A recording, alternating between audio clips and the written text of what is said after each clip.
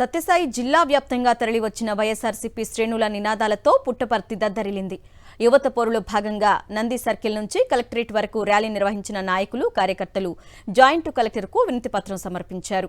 కూటమి ప్రభుత్వం కారణంగా రాష్ట్ర వ్యాప్తంగా నిరుద్యోగుల సమస్యలు ఎదుర్కొంటున్నారని ఆగ్రహం వ్యక్తం చేశారు.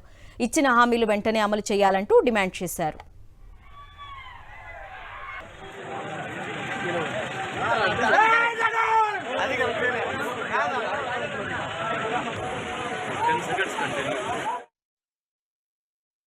సెమిస్టర్ వారిగా 5 ఫేసెస్లో ఏదైతే బాకీ ఉందో అవన్నీ ఇమీడియట్గా చెల్లించాలి. అదేవిధంగా వసతి దీవెన కింద ఏదైతే బకాయిలు ఉందో ఇమీడియట్గా చెల్లించాలి.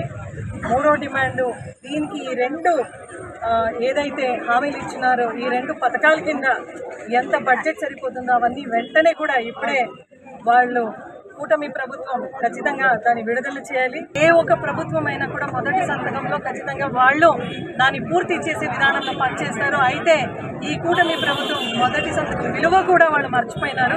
చిన్నపిల్లలకు నీ 15,000 నీ 15,000 నీ 15,000 అని చెప్పి మోసగించి ఈరోజు వాళ్ళు కూడా ఎక్కడ కూడా అమ్మకు వందనం కూడా ఇవ్వడం లేదు.